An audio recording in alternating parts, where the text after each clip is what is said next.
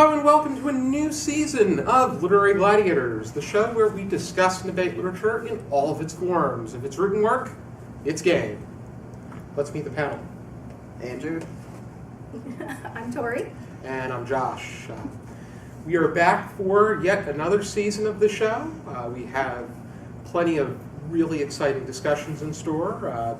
And to kick things off, Andrew and Tori I'm glad to have both of them with me on the panel. Unfortunately, Lenny, who really wanted to go over Mystic River, was not able to take part, but we are thinking of about both you and your wife soon.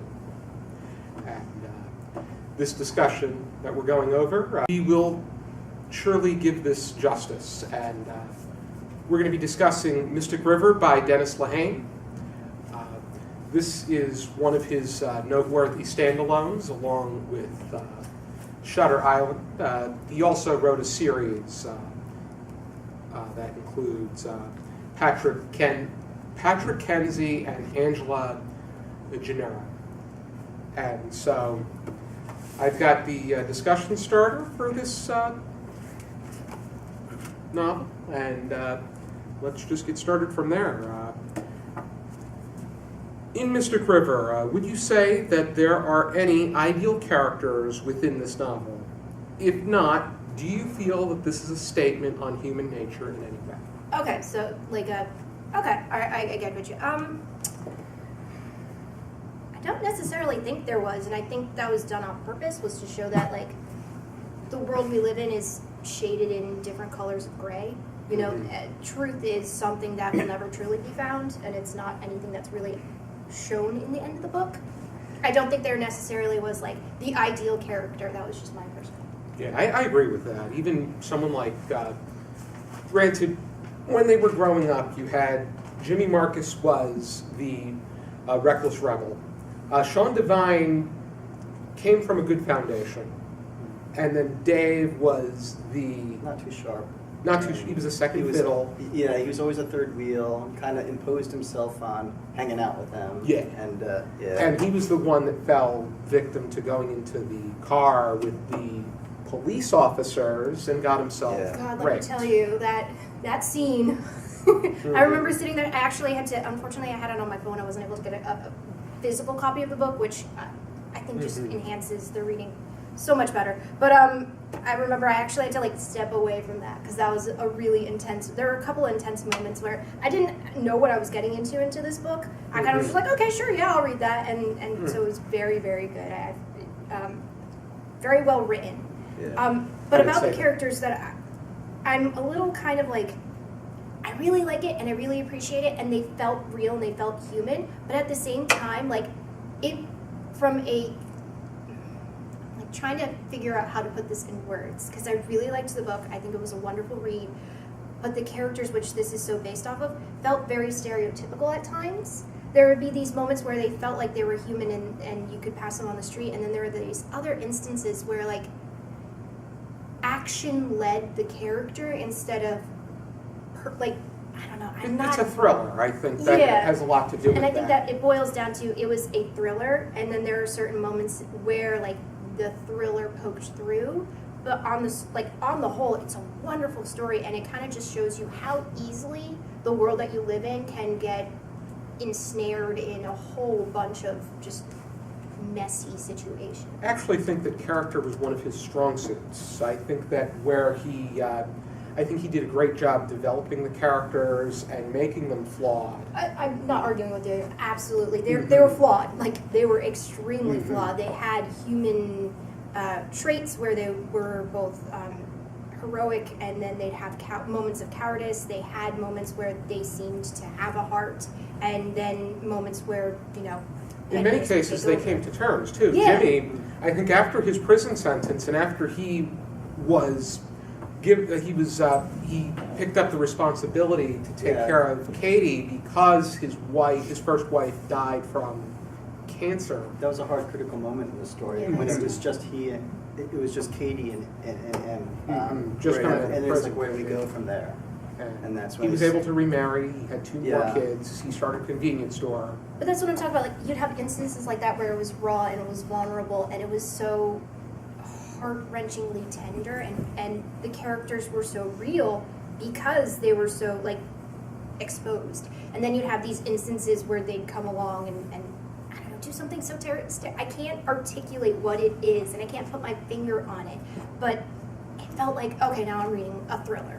It went from, I'm watching this wonderful story unfold that has these twists and these turns, and I can't expect what's going to happen because they felt like real people. You were going on this journey with them, and then something would come along and kind of remind you, oh, I'm reading a book. And I know that sounds weird and stupid, and yes, I know, I'm reading a book, but like, I don't know. But it was immersive, and you'd be immersed in the story, and it would take you by the hand and lead you along in these wonderfully organic ways.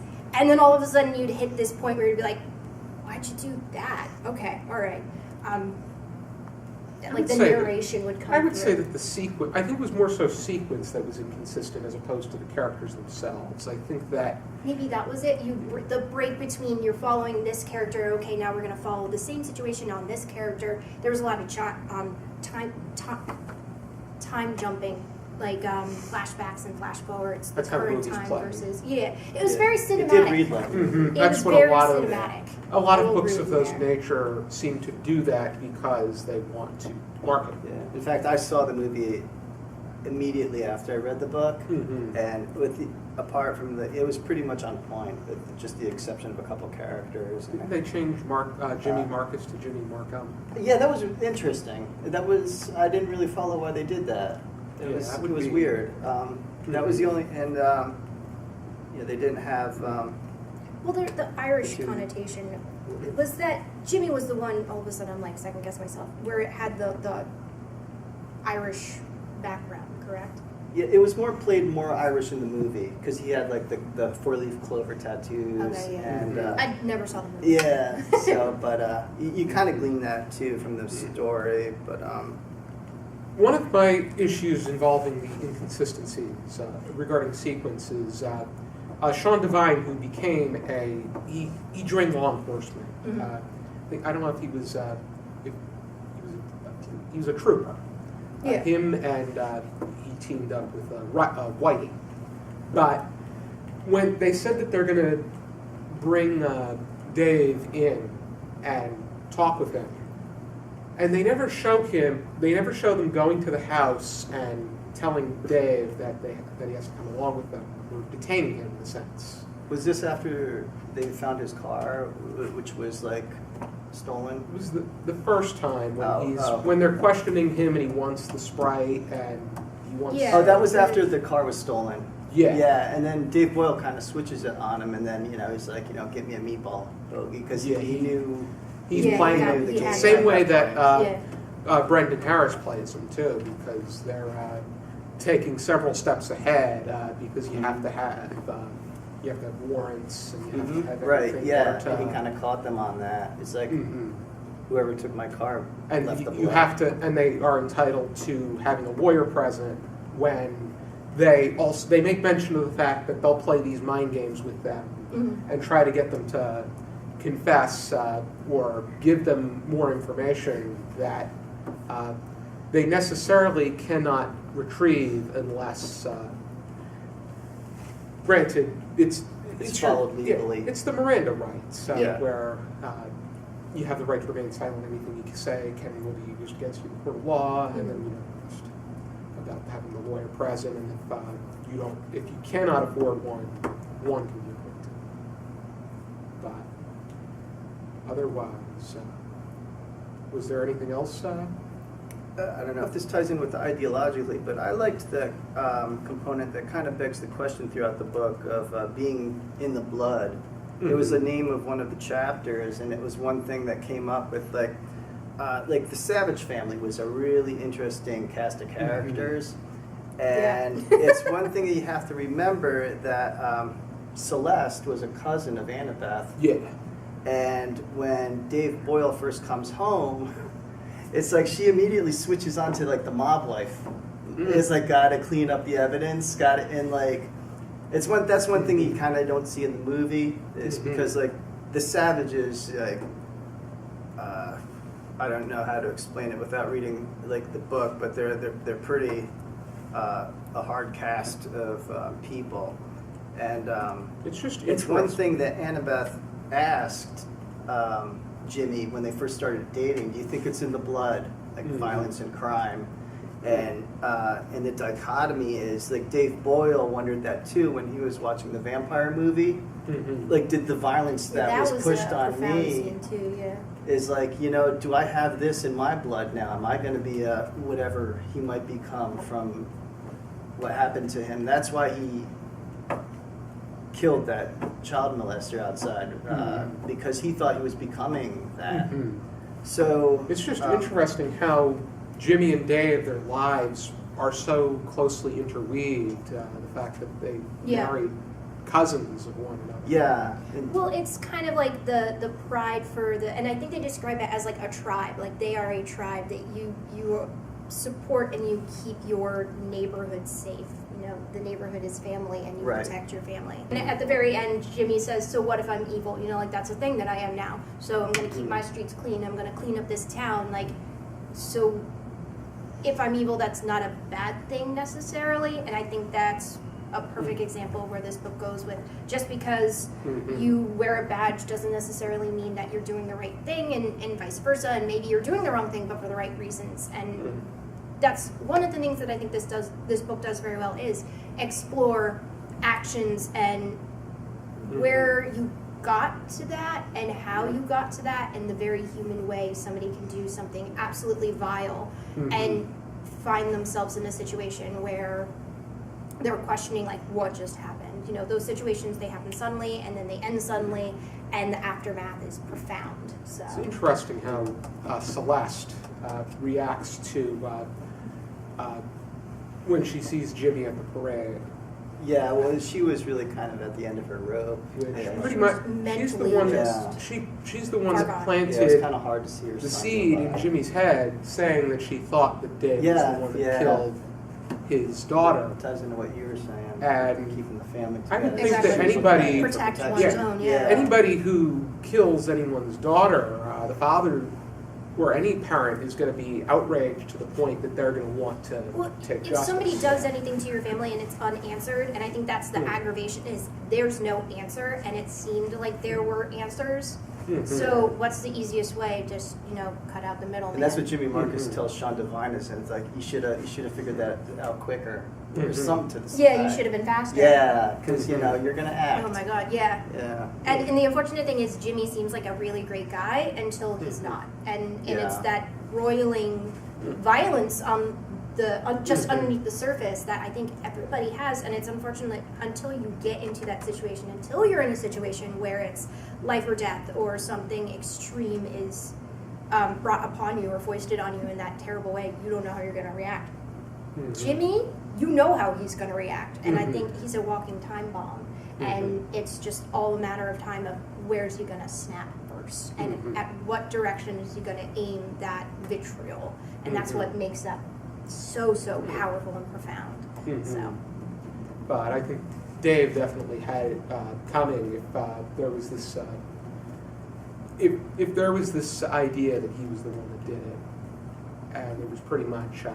Yeah, you know, I've never been really good at Scooby-Doo or anything, but I thought he did do it. Can I ask a question? That was going to be a question. Did you guys know where the story? I didn't see it coming. I did. Oh, did you? I did. For some reason, they kept on dancing around all these things. It's not adding up, and they laid it out so perfectly. I should have seen it. And I saw it about, where was it?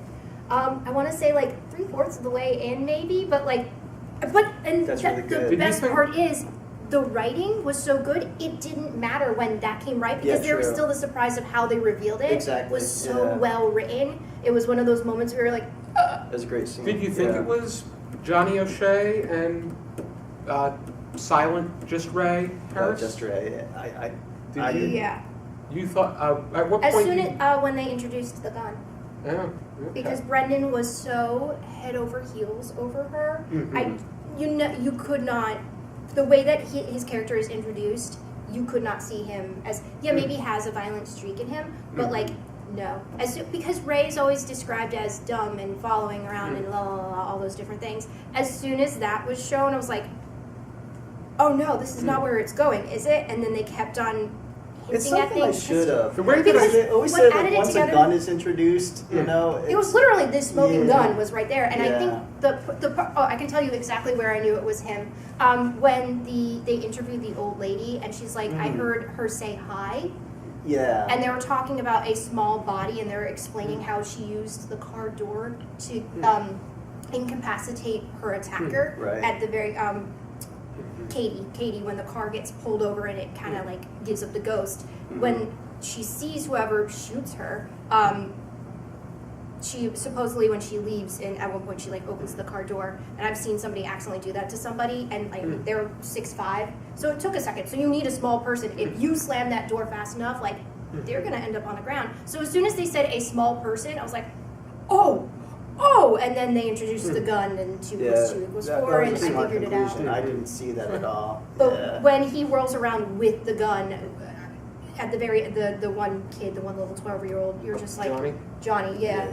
You could see them just being immature. Find a gun. Oh, let's shoot somebody. Exactly, you know, and let's because they were trying to act hard because they were talking about like some like gangster on a TV or a movie or something. Just Ray.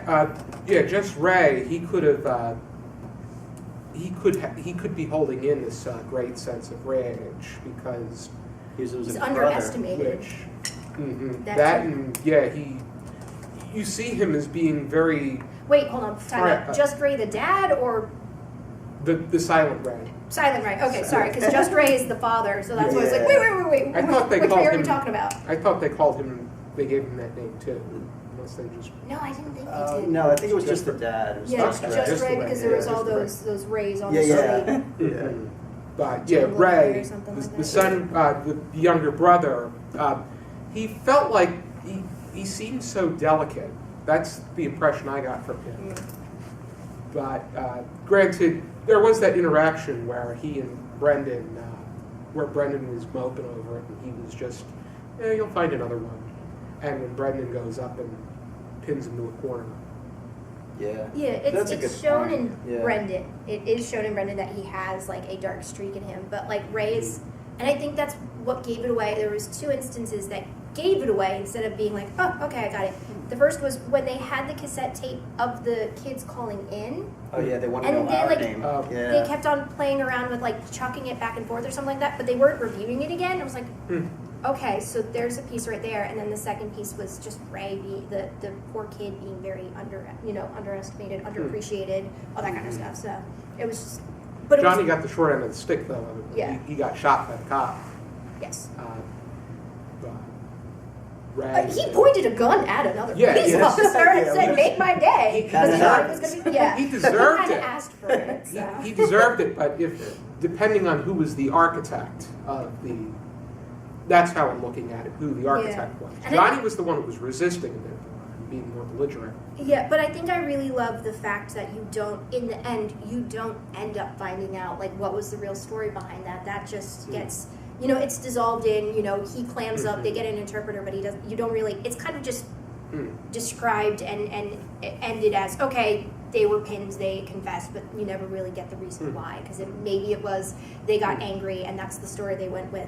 Maybe it's because they felt like, today we're going to kill somebody. And I think was it Dave or Celeste? Somebody at one point explains, like, that's a power now. I have that power. Leaning close, hey, guess what? I killed someone. So it's that explanation and it's that 2 sides of the coin. Yeah, it was Dave during the part when he's, like, being held.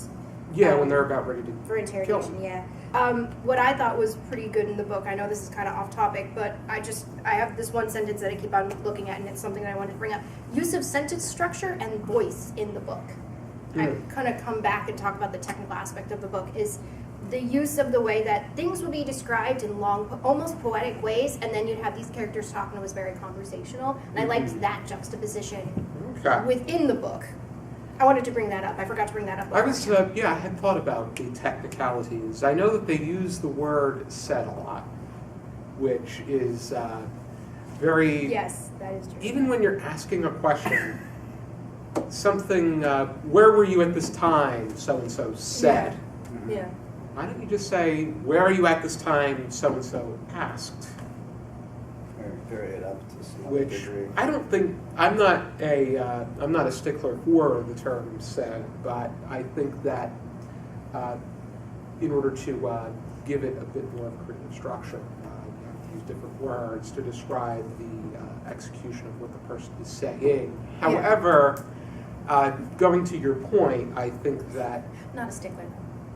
yeah, the way that I think that the conversational part of it was, I think that there was dimension to it. I feel that I don't feel that it was wooden. I think that it was. You know, the subtle changes when you knew you were following another character, even in as much as the narration was like that shift. That's what I really, really liked. And I think that's, again, where kind of that hitch would happen, where I guess that bump between one person's narrative to the other is where you kind of stopped, and then it was like, oh, okay, and then you'd follow through again. I think maybe that's where the stereotypical, where you're like, okay, so this thing happened, and then you kind of blended it back out into feeling very natural again. So. They did skip parts, though, or they Yeah. skipped moments. You didn't really get an idea of the actual moment of Johnny or Dave getting shot. You just got from one point of them. With Dave, you got to the point Yeah, where it was he like was inferred. he was in Things were thought. inferred. Yeah, there was a lot of. And I don't implication. necessarily think that's a bad thing. I liked think the some. point where Dave was shot.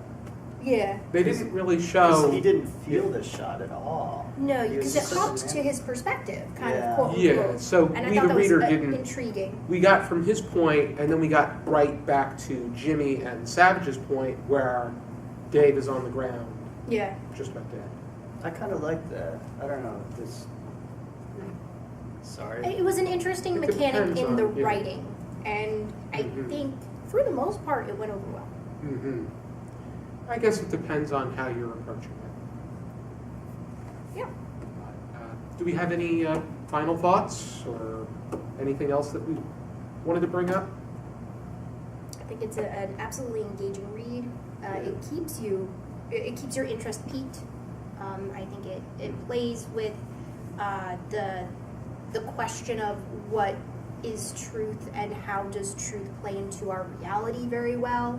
And is there ever a real truth? Because there's your version of it, my version of it, and somebody else's version of it. There's always those minute differences in the narrative that will keep you from actually fully knowing what the truth is. And I thought that was a very absolutely. interesting. And like you said, Yeah. these three people, their fates are so entwined, and it seems so happenstance. And so you question, is there such a thing as fate, or is it all just one big coincidence that is unfortunate? So, and I think the way that the story plays with that is very well done. Just especially the coincidence, them being relatively knit together and then them breaking apart and coming back together. Yeah.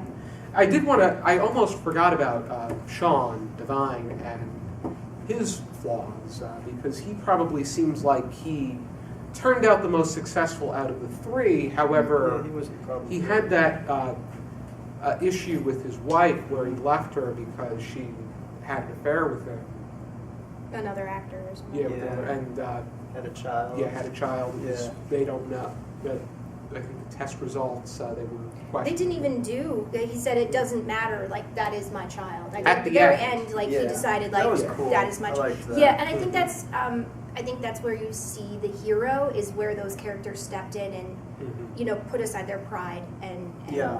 became the bigger person by saying like it doesn't matter. Mhm. This is the life that I want to lead. Mhm. So Yeah. So I would say that he made out the best out of the three. yes, Granted, considering. between being Yeah. a law enforcement officer, not perfect, but still Yeah. doable. And he also up ran, against somebody ran who's erroneous tickets on that dude too. Yeah, but So I mean, yeah. between That's him interesting. versus somebody who ends up dead yeah, versus that's somebody what I was who's thinking of. gonna My go to boss. prison. No, but my just like a boss subtle or example dead. of why, they're all flawed to a degree. Yep. Yeah. So But that's they the got way. the That's the way spectrum. life is. I think we're all flawed in a way. no, I think like with that example though, like it made a complete display of flaws. I think he was the most human out of all of the characters. I think he was to me at any rate, he read as the most human. Sean? Yeah. Mm-hmm. Yeah, I would say that he was... Which... I think because most people... Sorry. No, I think most people who read this are going to have that friend who, like, imposed themselves. And they also had that friend who was, like, a little rough and took you, you know, so... They're very identifiable. The characters kind of almost become templates as kids. They become templates for people that we know, which again asks the question of like how these sort of things actually happen in reality. But the thing that I was going to say about Sean is he's the most human, and I can't speak. I'm so sorry. Kind of almost becomes the audience in that, and allows you to kind of slip into that role of observer, because he is so normal. In regards to the rest of the characters here, so yeah, especially when he visits his parents later in the book. Yeah, too. Normal to the general public. Yeah, normal. I'm using air quotes here. Normal. Yeah, it's a horrible word. Yeah, for me. But yeah, I thought he's not a mob boss, nice and he's not a victim of abuse. So he leads the normal life, and for the most part, the individuals who who read this book. Like, I live a normal life. I have a 9-to-5 job. Well, not a 9-to-5 job, but like that kind of stuff. So I follow the law. Yeah, I would say that much. I haven't killed anybody. That you know. No. Awesome. Alrighty. How would we rate this on a scale of 0 to 5 stars with half stars accepted? Andrew? I think it'd be a clean 4 for me. It was a 4. Okay. Yeah, I feel comfortable. Same here. I think I've hit all the points for my pros and cons for the book. I would give it a 4 as well. I was close to giving it a 3.5, but I liked the character development. I liked how it was an engaging enough story, and I think that Dennis Lehane did a good job making it relatively meaningful. I liked Shutter Island better. But I'm gonna have to check that out. I still think that Mystic River was. I thought Mystic River was a good book. Yeah, and I think that's what it comes down to. It's a good story, and I think that's what it comes down to at the end. Is it's a good story. So it's definitely something that I would suggest. So. Yes, absolutely. Already, if you're interested in checking out Mystic River for yourself, here is a copy of Mystic River by Dennis Lehane. I got mine a few years ago. I believe I got mine from BJ's. Andrew took a kinder route and went to our favorite bookstore. Our favorite bookstore. Yeah, the Book Garden in Cream Ridge. Unfortunately, I have mine on my. Mine's an e-reader. It looks like that though. If you were to look at the cover, I know. Be sure to join us next time for another episode of Tori Gladiators. For now, keep reading. Come on, guys. Let's go to Capone's. Sweet, we're going to get pizza. Most certainly. Ooh, they have a caramelized onion pie. I haven't tried it yet. It's the best. Okay.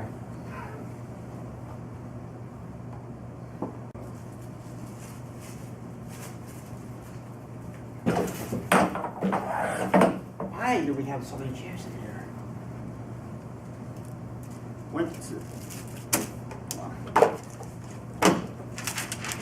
Went to Capone's. Guys, come on. Oh, you know I'm fat.